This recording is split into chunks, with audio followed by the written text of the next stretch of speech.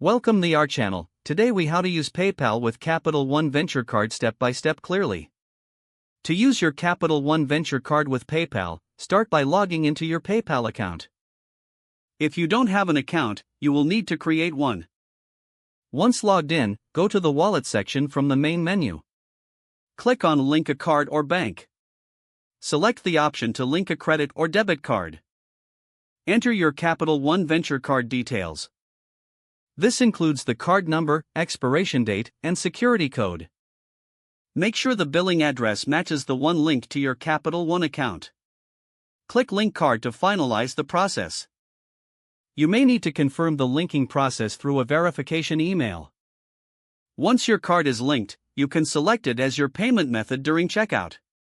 When making a purchase, ensure the Capital One Venture Card is selected for payment.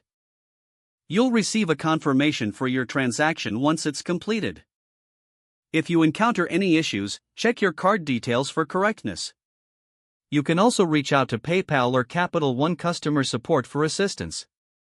Enjoy seamless transactions using your Capital One Venture Card in PayPal. If the page does not load, refresh the browser or try again in a private or incognito window. Make sure you are using the correct email address, then retype it carefully to avoid small typos. If your password is not accepted, use the reset option and create a new strong password you can remember. Check your spam folder for verification or security emails, then complete any requested confirmation steps. Enable two-factor authentication if available to improve account security and reduce unauthorized access risk.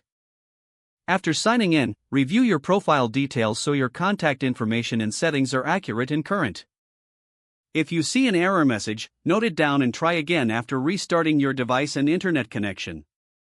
Log out when you finish, especially on shared devices, to keep your account and payment information secure. If the page does not load, refresh the browser or try again in a private or incognito window. Make sure you are using the correct email address, then retype it carefully to avoid small typos. If your password is not accepted, use the reset option and create a new strong password you can remember. Check your spam folder for verification or security emails, then complete any requested confirmation steps.